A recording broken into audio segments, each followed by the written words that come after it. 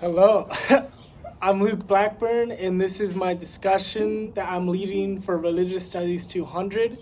And we're basically today just going to be going over people's like Christian roots or whatever the religious roots are, and as well as like what they're doing now with their religion and what the path or their journey with that currently is. So let's hop right into it. So I'm gonna start with myself. And I'm Luke Blackburn, and I was raised in Santa Ana. And I had a very non-denominational Christian upbringing. I went to a lot of the local churches, and am currently still going to churches now. My name is Timothy Shaw, and I grew up in Santa Ana as well. I had a it was loosely Christian, pretty Christian, did not, non, you know, and I went to some churches now and again, but I'm not currently going, and My name is Justin Wolf. I grew up in Irvine and Garden Grove for the bulk of my childhood. I was raised in a Catholic household, and I used to go to Catholic school and church every week, and now I don't. My name's Matt Christie. I was raised in Garden Grove when I was young, and then some Santa Ana and Orange as I grew up. As a kid, we went to church a lot.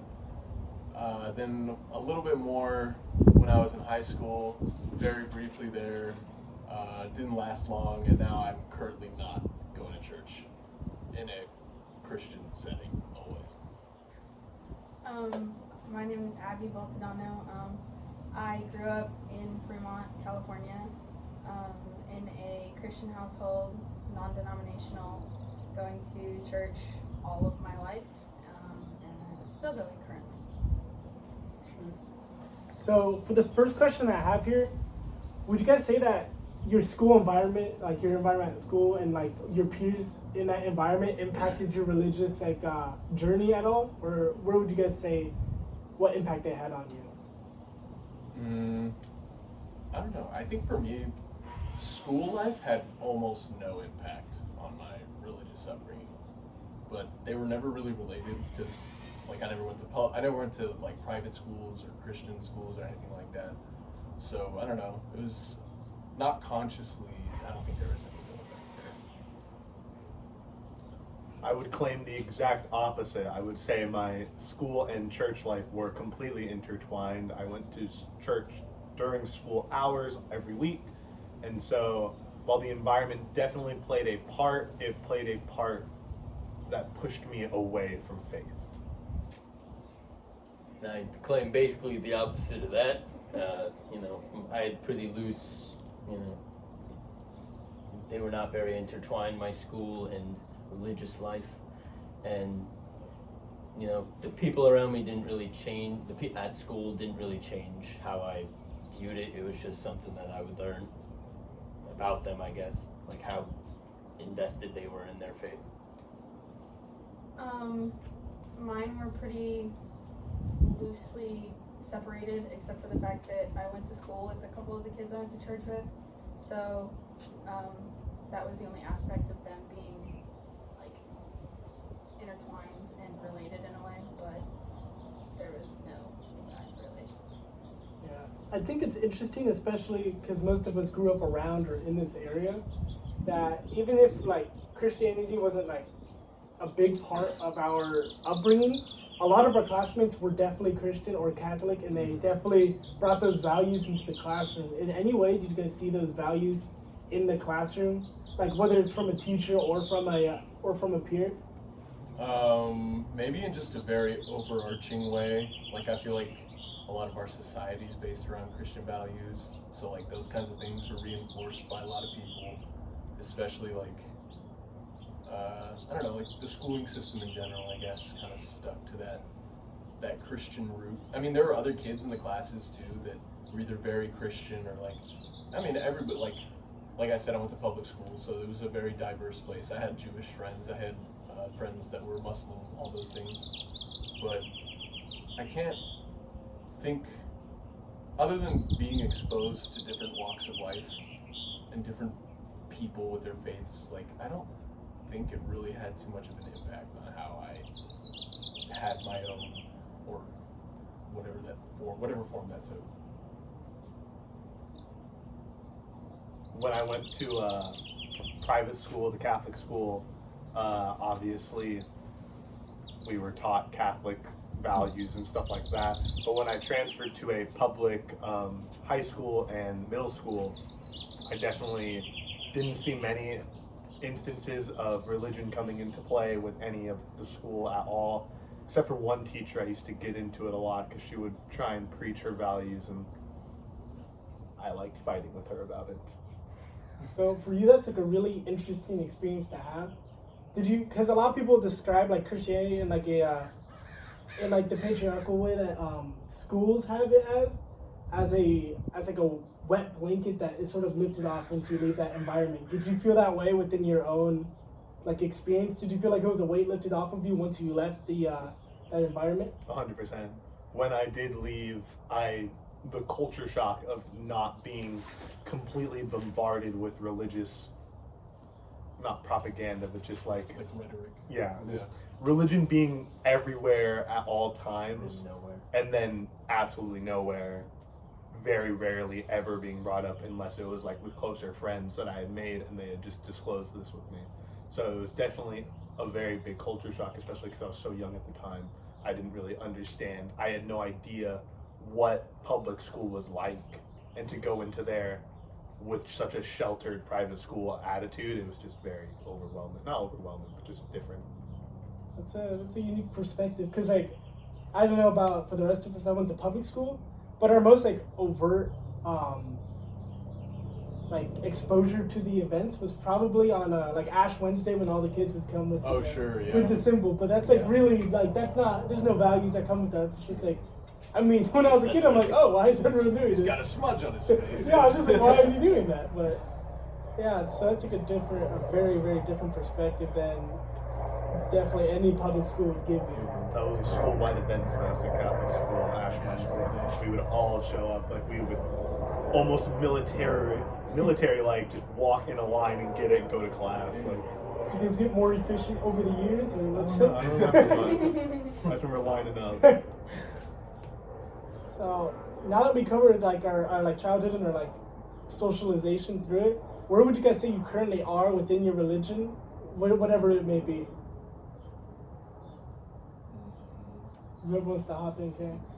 Okay. I mean, I'm still pretty active in it because I go to church every week, and I mean, I was also very involved in it, like when I was younger, because my parents were part of it, and my like aunt and uncle ran a church, and all of like my parents' friends were from church, and so it was like that's what I grew up in, and it's kind of what I've continued to go into, but more independently, and rather than my parents telling me, okay, it's time to go to church, time to do this. So I'm learning how to do it on my own. For me, I would say definite like agnosticism would be what I would call it.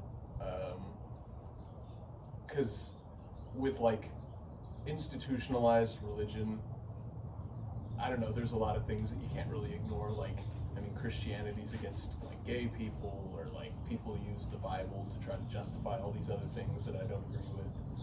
So subscribing to something like that when there's so much like hate in it, I don't think I can put myself up to that. So I would say that most of my values run in a spiritual way, kind of run parallel to Christianity, but there's some stuff that I selectively choose that doesn't work for me. So Christian adjacent, but also like kind of ambivalent. Mm-hmm. I'd say I'm along similar lines where I'm more agnostic, but I do still hold a decent, not a decent amount, quite a bit of the Christian values, but there are also some, like you just said, that I just can't get behind. I just don't believe certain things to be morally correct. So I disagree with them in a spiritual sense, and yeah, we're Christian adjacent, but yeah, agnostic, mixed in. For me, I'm a bit more on the atheist side now. Growing up in the Catholic environment definitely made me a little, not bitter to say, but just look at church in a negative light. I used to go twice a week, and as a kid, it just bored me straight up. It wasn't interesting, and that slowly turned into a little bit of resentment, which then pushed me away from pretty much any Catholic values you can think of. I definitely take a more scientific approach to the world and my own values. I definitely can see the benefit of having religion and why it is beneficial to some. However, I personally believe that a lot of the cons outweigh the pros to it, and that there really is no base for it. Yeah, definitely with my own journey with faith, church was really a big turnoff, and whenever I'd go to church, I'd find myself more disinterested in faith than when I left. Than when I went there. Yeah. So it's sort of having this like degenerative effect on faith or like Christianity within my own like mental space. So I really found when I just like sat down and read it, because I'm also in comparative literature 312, which is a reading of the Bible from a literature standpoint. It really did open my eyes to the faith way more than that I ever thought it could, and it's definitely gaining traction within my mind and making me much more interested in the faith in general. Because the things they preach in church is a lot of New Testament that sort of is this like wiggle room of like wavering, whatever, and it's super soft and it really doesn't stand for anything. But within the Old Testament, there's like there's very strong characters, there's very strong beliefs, and the stories within it are real and very strong as well. They don't really water anything down by saying we all get a hug from Jesus. They just say it how it is, and it's really something that I feel more connected to than I ever did when I went to church. So I think it's a very interesting approach, especially because I've also read like I'm not exactly sure how to pronounce it, but the Bhagavad Gita. Is that the correct pronunciation on that? For which one? I think that's the Hindu faith. It was a very interesting read all the way through, and definitely is like helping me rethink how I approach religion and my own like journey through religion. I see it as more of an individual take than something I need to go through a huge group with. Right. But would you say that is mostly like, are you kind of on that same wavelength of like Christianity adjacent, or like? Yeah, definitely. Yeah. Definitely. I think it's not like not small-minded, of course, to only be a Christian, but I think with like all of the opportunity that I've been given through my education and the ability to seek out all these different religious texts and books and being able to read through them all thoroughly myself, that's an opportunity that thousands of years of people before us had no opportunity or even like thought to do, because that'd be like a little you'd be a heretic if you did something like this. Yeah. So I think we really should take that opportunity and individually explore religion, whether that be in the church setting for some people, or the temple or synagogue, whatever that current religion or sect is. I think we should definitely take that opportunity within ourselves and come to a more personal, intimate journey with faith. Anyone have any other thoughts on that your current individual self? I mean, I definitely agree with that, because it's one of those things, like, if you don't take it into your own hands, then you're just going to be a byproduct of your environment. It's like, if you were born in the Middle East, pretty good chance you're going to be Muslim. Or like, a lot of those things just kind of come down to like where you live. Mm-hmm. So that's true for everybody, that you ought to do yourself the service of like learning about everything. Mm-hmm. Because like you're saying, where before you didn't have that access, in large part across the world, that access is much greater. Of course there are a lot of exceptions, but like I would just say that that's a really important thing for all people to do, is to expose yourself to all this kinds of information. Definitely. Abigail, since you're one of us that's like really going to church currently frequently, mm-hmm. would you ever consider going to temples or synagogues or anything within that realm where it's a different faith but still sort of adjacent to Christianity and many of their values? Well, I mean, my best friend is Muslim, so we talk about like our religions and compare them and contrast them, and so a lot of stuff like that's very similar. And like she'll tell me about the stories in the Quran and the and how they differ from what it's like in the Bible, and so a lot of things are somewhat the same. So sometimes if it's like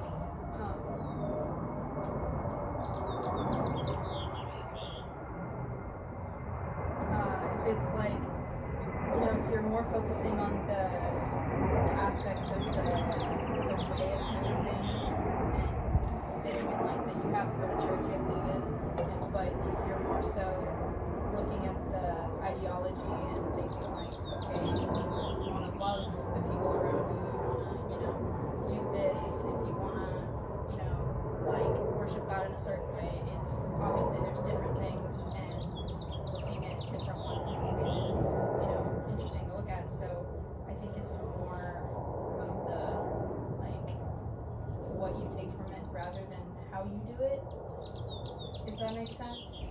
So Where would you say you are on the individual journey, or like what are the next steps you would want to take within your life? I think I definitely need to be more informed on religions and spirituality as a whole, but I feel like I don't feel the need to. I could go to a church, to a synagogue, but I don't feel like that would enhance my experience in the way that I learn about like spirituality, because as you mentioned, a lot of the time it makes you feel like you feel less. Your faith is lessened by going there, so I don't feel the personal need to seek that out, because I feel very similarly. I don't feel like when I go, I become more devoted. It becomes lessened by all of the rhetoric that is taught, because they're they preach what they preach, and Definitely.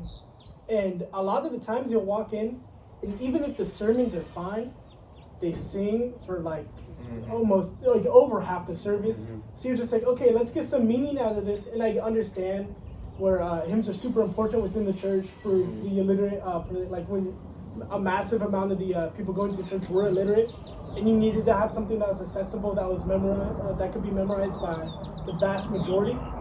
But there definitely needs to be a shift to a more academic setting within church, because I'm going to church to learn now. I'm not going to church to just like redevote myself blindly, because it's sort of a old take with the of course faith is always going to be faith, but we need a more academic faith within our current times. I believe that's a way that the church can attract more people back to it. But Justin, where is your take on this? Like, where do you see yourself going with it? Do you think you would ever have any kind of interest in any of the religious texts?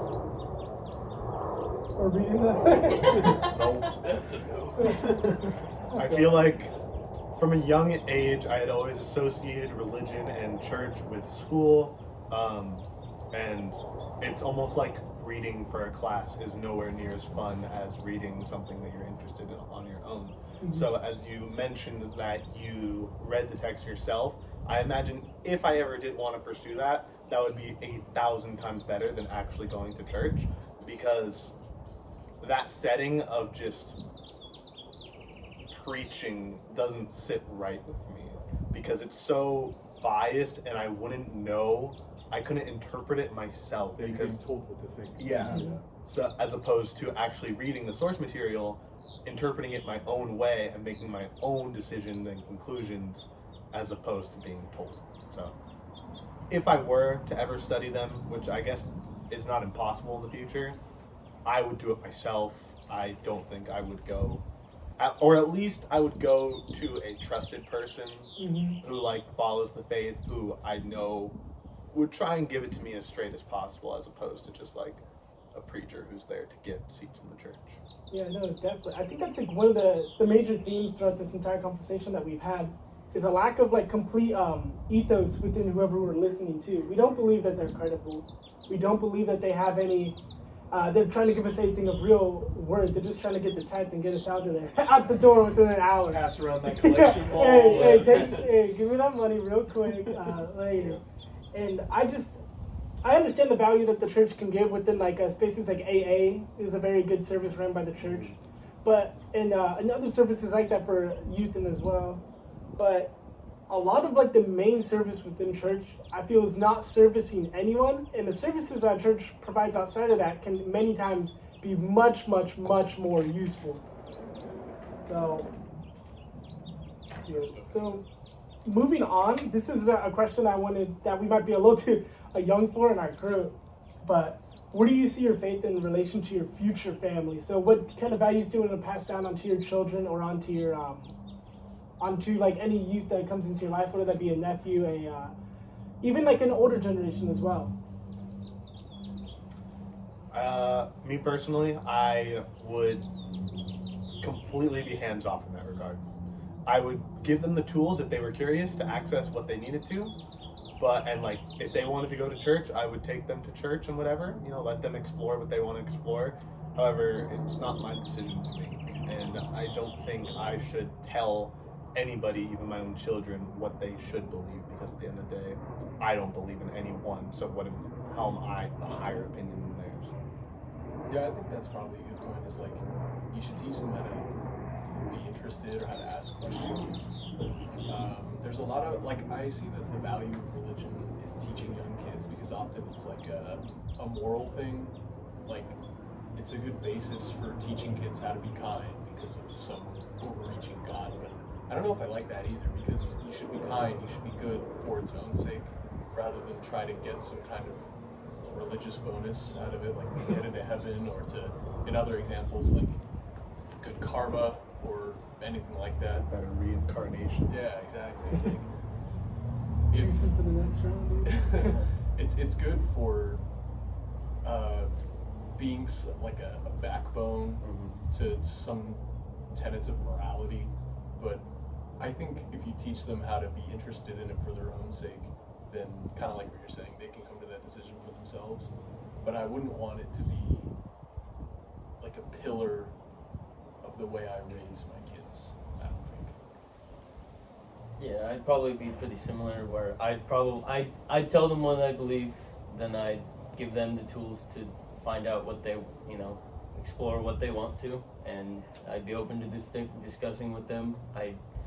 I'd prefer them be, and if they don't want to have any religious association, I'm not going to force it onto them, because I feel that if they want to be good for good's sake rather than good for, heaven,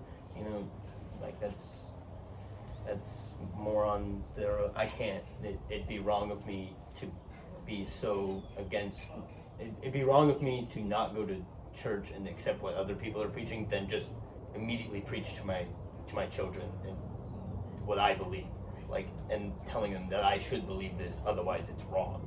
I don't feel like it won't be like a pillar of how I raise anyone or how I associate with anyone to begin with.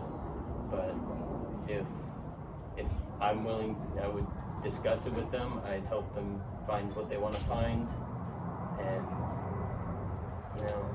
in the end, it'd just be on what they want to do. I wouldn't be pretty hands off. Yeah, be more of a resource than an instructor. Exactly. For me personally with it, I sort of see, at least in religious texts, I've done very little into the Quran, but in a lot of the Bible and a lot of the Hindu faith, whatever text within that, and I see a lot of value within the stories. So I feel like a lot of the Bible would naturally come up in conversation with the kid if you're trying to explain morals or anything within that territory. So one of the most obvious stories for this would be the Book of Esther, because the entire thing within the story is that if you sow awful for someone else, it'll come back on you tenfold. Yeah. Mm-hmm. So essentially, that story I think would be very well applied to young kids when they don't even have the empathy to really understand. And I wouldn't necessarily give them the book and be like, oh, so you have to be a Christian and you have to believe in this. But I think that is a very There's good value in it. Yeah, there's almost undeniable. I mean, anyone here can deny that. But there's value in that story of saying in one of the most simple and most engaging and easy ways, if you do bad to others, it will also be it will also come back on you. So there's just, and it would be also another source of an authority for the kid to know that, oh, a lot of people believe this way, And I just think it's so interesting coming from like a political science point of view to know that, a lot of people follow this faith. And it's probably going to be a good idea to understand it in order to cohesively socialize into society, whether it be Muslims or if it be a Jewish faith or if it would be Christians. So that's just my perspective. What's yours, Abigail?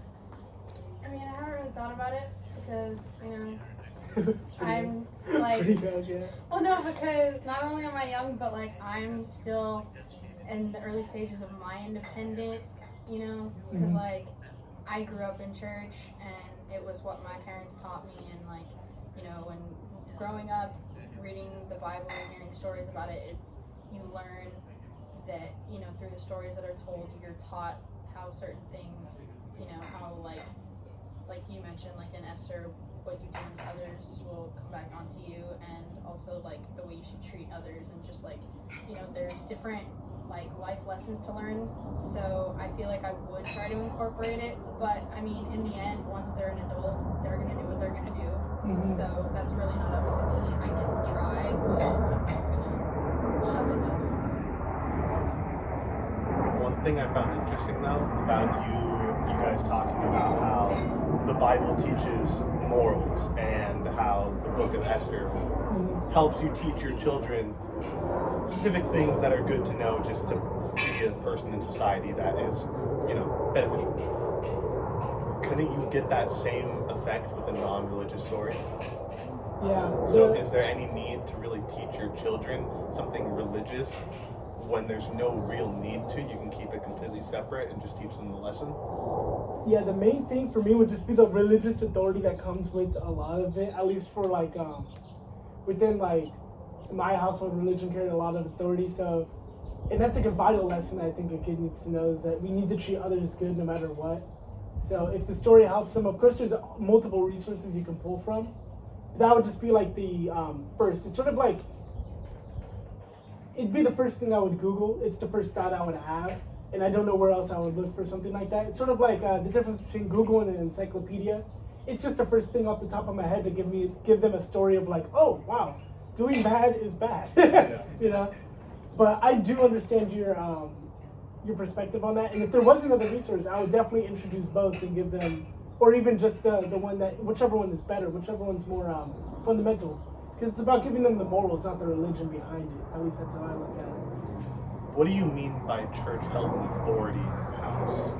Like almost like God is watching, so be good? Sort of in that way. I mean, not necessarily, but yeah, Santa Claus is coming. But it was more just like a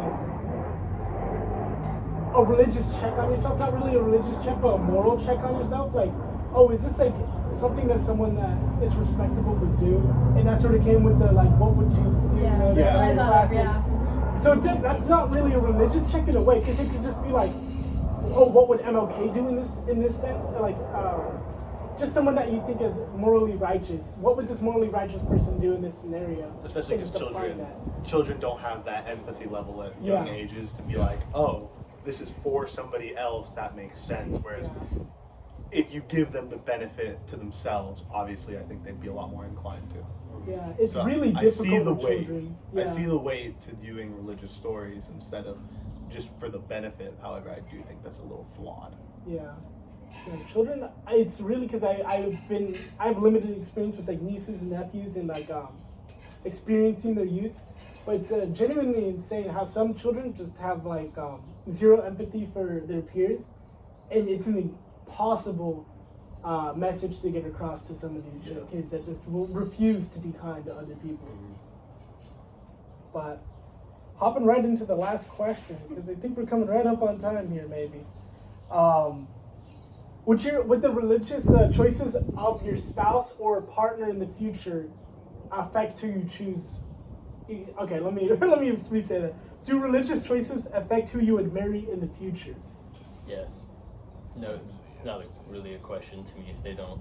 I don't even expect them to have similar values, but if they have the opposite values I hold, or just extreme values in one way or another, depending on how I feel at the time spiritually, I don't feel like I would be able to marry someone on either polar opposite. I feel like they'd have to somewhat align in some capacity. Not even, they could be Muslim, Jewish, Christian, whatever, like any, but if their values are held in a much different place than mine, it'd be much harder to marry someone.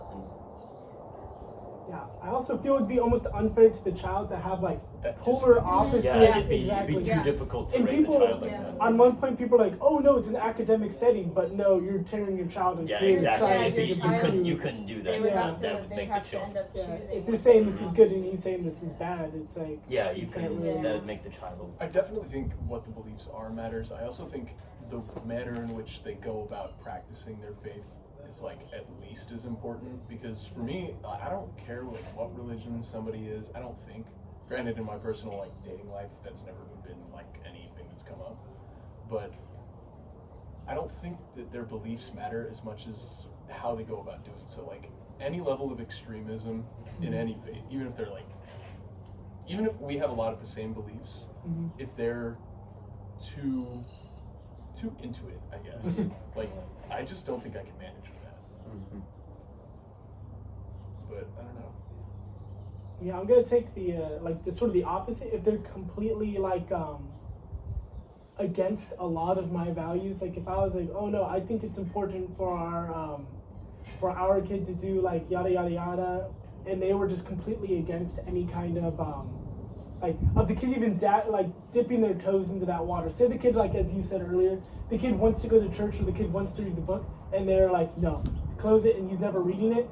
That would just be a complete like a no go for me. Not even because of them shutting down my religion, but it just like represents such an unacademic stance to a closed-minded approach to that whole issue. It's closing off the book in their face is worse than that.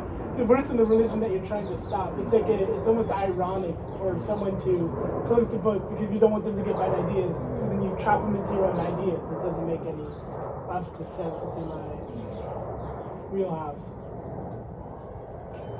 I mean, I would say that it does have some sort of effect because, you know, I don't like looking further into the future. If my child has to, you know, be in the environment where their parents are in completely two different ends of the, you know, the spectrum of like religion, then I feel like it would be hard for them to figure out if they side with one parent or the other. And I wouldn't want to put them through that. So I mean, as long as there's a kind of like a alignment or like a consensus of major like, you know, morals and other stuff like that, then I think that is what I would be looking for. I really think it comes down to just mutual respect in the end. Yeah. You know, because you can't lead a household no matter what. I mean, maybe they are a Christian with the exact values, but if they're not going to respect anything that we believe, like even if with the same values, it doesn't matter. It's a no go. Yeah. What's your stance on this? Considering I don't really have faith, I don't really see it as too big of a problem if, like Matthew said, they aren't too into it. Because I'm perfectly respectful of other people's religions and their choices to express it. I don't hold any hatred towards anyone for that. It's just a matter of, are they taking, say, my child to the extreme? Like, are they like trapping them in a sense to what they want them to learn instead of allowing them their own avenue of growth? So to me, it's not even the religion that matters. It's just, like you said, the respect for the family and the children that I look for. So they could be any religion. It's irrelevant. It's just a matter of how do they go about teaching it. Definitely, yeah. Especially since kids are so prone to extremes. Like kids will go from one side of being red is the best color to blue is the best color the next day. There's no rhyme or reason within their brains because they have such limited exposure. So it's really making sure that those first wades into the water are appropriate. So I definitely would. I know we talked earlier on this topic of like guiding our kids into faith if they choose that path. I would definitely not put the brakes on them, but make sure they're guided in the right direction to not fall off the deep end their first swim in. So I'm gonna go ahead and say that's the end of the questions here. But if you guys have anything to add, I would love to hear it because we have a little more time.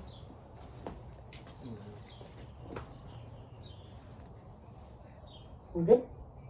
So I think I'm pretty good.